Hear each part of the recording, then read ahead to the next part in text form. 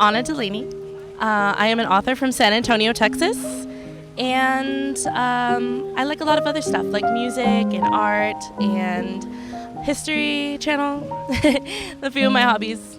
So my book, Idyllic Storm, it started off as just a little idea based heavily on the main conflict of the book, the main catalyst for the story.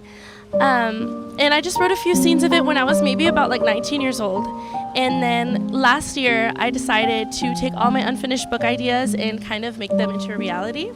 So I decided to sit down, and it was the first book that I wrote from start to finish. I usually write my books out of order. I kind of do a scene here and there, and then I'll piece them all together and fill in the gaps.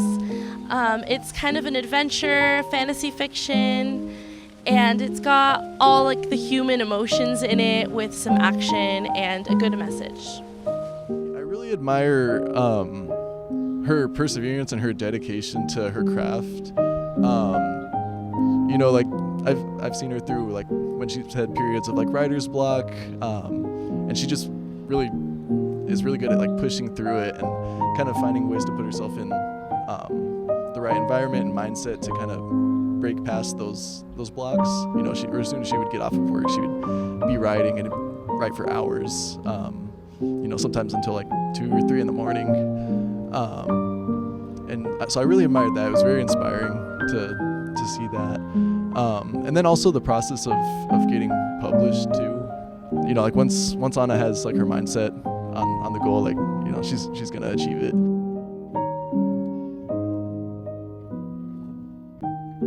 So I basically took the job at Trinity to be published.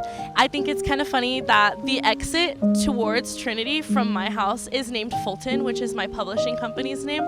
So I thought that was quite insane.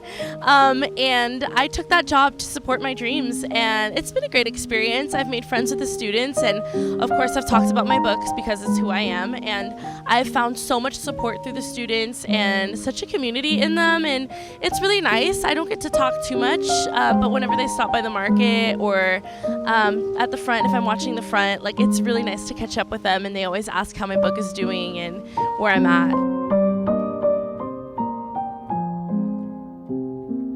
I started thinking hey, if I don't do anything right now, it's never going to happen.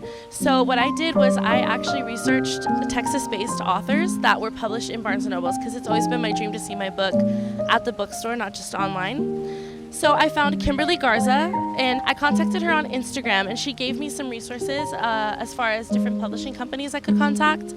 And I landed on Fulton Books. I had a phone call with my publishing agent, and we went over the pricing, we went over whether or not my book would be accepted. And it was a very terrifying process because there was a good chance they could say, hey, this isn't something we're interested in, if they didn't think it was good enough. But at the end of the day, if you don't try, you'll never accomplish anything in your life. It is way better to get a no than to never know. And so when I got an email back 2 weeks after submitting my book that it was accepted for the publishing process, it was just the most euphoric feeling I have ever felt in my life. But it's very fulfilling. It's very beautiful being able to reread your book over and over and see that other people are taking the time to read it and perfect it for a very broad, very large audience.